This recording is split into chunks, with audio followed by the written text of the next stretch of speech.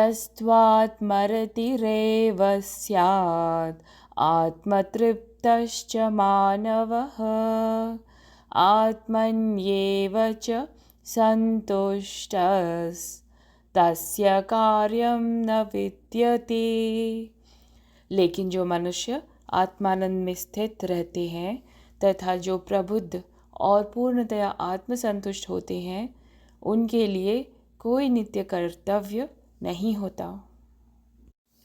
नैव तस्य कृतेनार्थो न कृतेनेह कश्चन न चास्य सर्वभूतेषु कश्चित् अर्थव्यपाश्रयः। ऐसी आत्मलीन आत्माओं को अपने कर्तव्य का पालन करने या उनसे विमुख होने से कुछ पाना या खोना नहीं होता, और न ही उन्हें अपनी निजी आवश्यकताओं की पूर्ति के लिए अन्य जीवों पर निर्भर रहने की आवश्यकता होती है। तस्मादासक्तः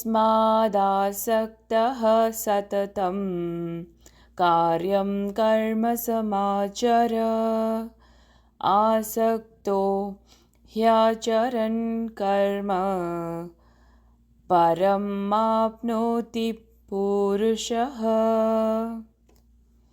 अतः आसक्ति का त्याग कर अपने कार्य को कर्तव्य समझकर फल की आसक्ति के बिना निरंतर कर्म करने से ही किसी को परमात्मा की प्राप्ति होती है। कर्मणैव हि संसिद्धिम् आस्थिता जनकादयः लोकसंग्रहमेवापि सम्पश्यन् कर्तुमर्हसि यद्यदाचरति श्रेष्ठस्तद् एव तरो जनः स यत् प्रमाणं कुरुते लोकस्तदनुवर्तते। राजा जनक और अन्य महापुरुषों ने अपने नियत कर्मों का पालन करते हुए सिद्धि प्राप्त की थी, इसलिए तुम्हें भी अपने कर्तव्यों का निर्वहन करते हुए समाज के कल्याण के लिए अनुकरणीय उदाहरण प्रस्तुत करना चाहिए। महापुरुष जो भी कर्म करते हैं, सामान्य जन उनका पालन करते हैं। वे जो भी आदर्श स्थापित करते हैं, सारा संसार उनका अनुसरण करता है। जो भी कर्म कांड हैं और जो सारा ये जो रिचुअल्स हैं, इन सबको सहारे की तरह यूज़ किया जाता है, इस्तेमाल किया जाता है। और जो सही में पहुंच ही गया उसके लिए कोई कर्म कांड नहीं है, उसके लिए कोई धर्म नहीं है, उसके लिए कोई भी ऐसी चीज़ें नहीं है। उसको किसी चीज़ की ऐसी आवश्यकता नहीं, क्योंकि वो स्वयं में स्थित है, वो जान चुका है, वो आज़ाद है, वो ऑलरेडी अपने में स्थित है, आत्मा आनंद में। इसी चीज़ को भगवान श्री कृष्ण समझा रहे हैं, क्योंकि कर्म कांड करने का कोई अर्थ बनता नहीं है। अब पूर्ण हो गया यज्ञ। अब साधक और परमेश्वर में कोई अंतर नहीं बचा। अब साधक मर गया है, अंत हो गया है उसका। जब तक वो रहता तब तक यज्ञ और सभी साधनाओं की, कर्म कांडों की आवश्यकता रहती, लेकिन अब वो स्वयं स्थित हो गया है। इसलिए ऐसे व्यक्ति के लिए कोई भी जो नियत कर्तव्य है वो नहीं है। ऐसा आत्मलीन व्यक्ति जो है, उसे ना ही कुछ पाने को है ना ही खोने को, कि कोई काम करेगा तो कुछ पा लेगा, कुछ नहीं करेगा तो खो देगा, ऐसा नहीं है। ना ही उन्हें किसी पर भी निर्भर, किसी साधना पर, किसी और कर्मकांड पर निर्भर होने की सही मायनों में आवश्यकता रहती है। किसी स्क्रिप्चर की भी आवश्यकता नहीं। मैं हमेशा कहता हूँ कि जो स्क्रिप्चर्स हैं, दे आर लाइक, आप ऐसा कर सकते हैं ज़्यादा से ज़्यादा उपनिषद हैं, भगवत गीता है, वेरीफाई करने के लिए, but there are also limitations. But एक दिशा ज़रूर मिलती है। अब देखिए, जो सत्य है वो उपनिषद के ऋषियों ने आज से हज़ारों साल पहले कहा, वही चीज़। उसी चीज़ को जब आदि शंकराचार्य आए, बुद्ध आए, उन्होंने कहा। उसी चीज़ को बाद में महर्षि रमन ने, ओशो ने, निसर्गदत्त महाराज ने कहा। उसी चीज़ को हम आज भी उसी की ही बात कर रहे हैं। और इसके बाद भी जो आएगा, जो भी होंगे, वो भी उसी चीज़ की ही बात करेंगे। अब मान लीजिए मैं यहाँ पे ये बात कर रहा हूँ, या ये हम डिस्कस कर रहे हैं, सेशन लगा रहे हैं गीता के ऊपर। तो ऐसा नहीं है कि मुझे कोई कर्तव्य करना है या मुझे इन चीज़ों से कुछ जुड़ा हुआ हूँ कि मेरी साधना और बढ़ जाए, मुझे मुक्ति मिल जाए, ऐसा कुछ नहीं है। ये बस ऐसा, आप कहिए कि खेल चल रहा है यहाँ पे। ऐसा करने से बहुत से व्यक्ति को हो सकता है हमारी इस गीता सेशन से लाभ हो रहा हो, या हो, उस ढंग से ये सब खेल चल रहा है और प्रभु ही चला रहे हैं। ये चीज़ है, और उसी चीज़ को भगवान श्री कृष्ण श्लोक 18 में समझा रहे हैं। इसीलिए वो कहते हैं कि तुम अपनी जो अटैचमेंट है, आसक्ति है, उसे त्यागो और अपना कर्म करो, बिना उस कर्म से जुड़े।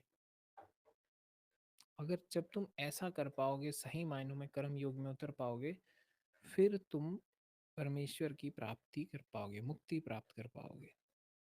क्योंकि कर्ता भाव फिर तुम्हारा जुड़ा नहीं होगा। तुम उस जो एक्ट है, उस एक्ट से चिपके नहीं होगे। तुम कर पाओगे एक्ट को, बस देखते हुए, खेल की तरह, कोई बात नहीं, हो रहा है, सब घट रहा है। इसलिए वो व्यक्ति आनंद में रह पाता है कि उससे जुड़ा नहीं हुआ है। अगर जुड़ जाता तो फिर फंस जाता। इसीलिए तो भगवान श्री कृष्ण उसे समझा रहे हैं कि तुम अपना गांडी उठाओ, युद्ध करो, और जब तुम शस्त्र चलाओ, बाण चलाओ, तो बस ऐसा ही समझना कि परमात्मा ही चला रहा है, परमात्मा ही सब कुछ कर रहा है, अर्जुन है ही नहीं। ऐसा करोगे तो युद्ध करते हुए भी तुम मुक्ति को प्राप्त हो जाओगे अर्जुन।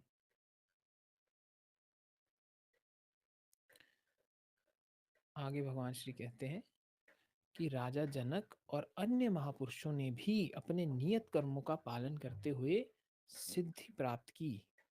इसीलिए तुम्हें भी अपने कर्तव्यों का निर्वहन करते हुए समाज के कल्याण के लिए अनुक्रिय उदाहरण प्रस्तुत करना चाहिए। महापुरुष जो भी कर्म करते हैं, सामान्य जन उनका पालन करते हैं। वे जो भी आदर्श स्थापित करते हैं, सारा संसार उनका अनुसरण करता है। यही होता है। बिकॉज आप जो भी ऑर्डर देखते हैं, सोशल ऑर्डर्स, जो भी स्ट्रक्चर्स देखते हैं, they are very ancient and they are coming from very realise souls, जो तब से स्टैब्लिश हुआ है। और उसी चीज़ को हम फॉलो करते हैं। इसलिए हम अपने रिचुअल्स, अपने कल्चर इतनी जल्दी बदलते नहीं, क्योंकि हम कहते हैं कि ये चीज़ें उन्होंने सेटअप की थी, इसलिए हम कैसे उनका विरोध करें। इसलिए इतना रिगार्ड होता है कई सारे रिचुअल्स और कई सारी प्रैक्टिसेस को, जो कि उनकी, हालांकि आज के दिन में आप समझेंगे कि इतनी ज़रूरत ना भी हो, बट बिकॉज वो तब स्टार्ट की गई थी, तब उनकी आवश्यकता थी, हम इसलिए उन्हें आज भी वैसे ही मान रहे हैं। अब भगवान यहाँ राजा जनक का उदाहरण दे रहे हैं। राजा जनक पूरे एक राजशाही जीवन में रहे हैं, अपना कर्तव्य निभाया है, क्षत्रिय होने का दायित्व निभाया है अपना, फिर भी परम ज्ञान को प्राप्त हुए हैं। उसी चीज का उदाहरण लेते हुए भगवान श्री कृष्ण अर्जुन को भी कह रहे हैं कि तुम भी अपना कर्तव्य निभाओ, तुम भी एक एग्जाम्पल सेट करो, तुम भी एक उदाहरण प्रस्तुत करो संसार के लिए। इसीलिए तो हमें अर्जुन आज भी याद है, हजारों साल बाद भी, क्योंकि उसने अपना कर्तव्य निभाया। और उसी से ही हम कई सारी चीज़ें सीखते हैं कि हम एक्ट कर सकते हैं, हम उसमें जा सकते हैं खेल में बिना उससे जुड़े।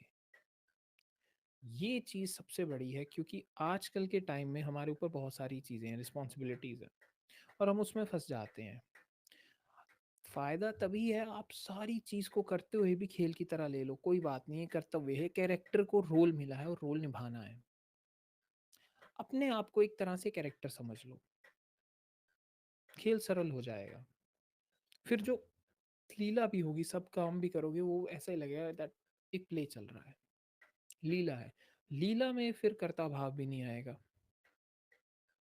जैसे तुम एक तरह से कठपुतली हो और प्रभु चला रहे हो सब, वो ढंग से भी चला जा सकता है। इस सारी चीज को अर्जुन को समझानी बहुत आवश्यक है, क्योंकि वो फिर ही युद्ध के लिए सज हो पाएगा, नहीं तो गांडीव छोड़ के बैठा है वो, हिम्मत टूटी हुई है, कर्ता का भाव बहुत भारी हो गया है। वो छूटेगा, वो पीछे हटेगा, फिर ही वो कहीं आगे बढ़ पाएगा, फिर ही वो कहीं सही मायनों में आगे जा पाएगा, नहीं तो उलझा रह जाएगा। इसलिए उसे अलग अलग उदाहरण देने बहुत आवश्यक है। यही चीज भगवान श्री कृष्ण कह रहे हैं कि तुम एक उदाहरण प्रस्तुत करो, और अगर तुम आज भाग गए तो कल संसार भी अपने कर्तव्यों से भाग जाएगा। अगर सभी भागने लग गए तो संसार चलेगा कैसे? और आज तक हमें अर्जुन की एग्जाम्पल याद है, तो सही मायनों में उसने एक तरह से उदाहरण प्रस्तुत किया है।